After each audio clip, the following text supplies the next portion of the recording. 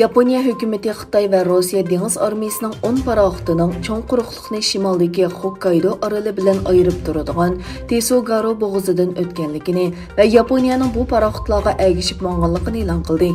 Yaponiya ishki kabinetining muavin bosh kotibi Yoshihiko Isosaki mundaq dedi. Hökumət Xitay və Rusiya dəniz armiyasi paraxotlarining Yaponiya atrofidagi faoliyatini yaqindan kuzatdi. Biz Yaponiyaning dəniz tavalligi va havo bo'shliqi atrofidagi kuzatish faoliyatlarimizni qat'iy davomlashtiramiz.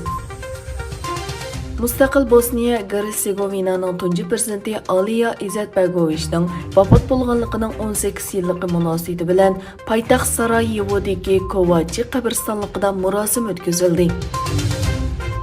Amerika Davlat Mudofaa ministri Lloyd Austin butun kuchi bilan Ukrainaning zamin butunligini qo'g'dash uchun mudofaa iqtidorini o'stiradiganligini aytdi.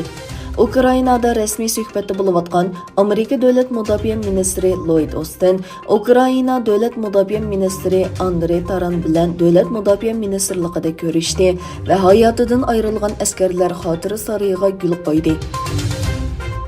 Rossiya Tashqi ishlar ministri Sergey Lavrov Moskvada Taliban vakillari o'miki bilan suhbatlashishdan ilgari bayonot e'lon qildi. U Rossiyaning hozircha Talibanni rasmiy e'tirof qilmaydiganligini, ularning Afg'onistonda hokimiyat beshiga kelganda bergan va'dasini amalga oshirishini umid qiladiganligini aytdi. U mundaq dedi: Talibanning va'dalari, bo'libmi hukumatning siyosiy va milliy qurilmasiga munosabatlik va'dalar astoydil tekshirildi. Gretsiya bilan Misr Shimoliy Afrikadan qayta hosil bo'ladigan manbalar orqali ishlab chiqarilgan energiyani Yevropaga yetkazadigan dengiz osti liniyasi to'g'risida kelishim imzoladi. Gretsiya energiya ministri Kostas Sekrekas va uning Misr energiya ministri Muhammad Shokir Afinada o'tkazilgan marosimda bir tushunish eslatmasi imzoladi. Rossiya Shimoliy Atlantik Ahdi tashkilotidagi vakillar o'mikining faoliyatini to'xtatadiganligini va Shimoliy Atlantik Ahdi tashkilotining Moskvadagi aloqalashish ishxonasining taqildiganligini e'lon qildi. Shimoliy Atlantik Ahdi tashkiloti oldin qatta 8 Rossiya diplomatini qo'g'lab chiqargan edi. Koreya va Yaponiyaning bayonotiga qaraganda, Shimoliy Koreya yangi ballistik boshqarilgan bomba sinovi qilib borgan. Amerika harbiy taraf bayonotida bu sinoqni muqimsizlik harakati deb tasdiqladi.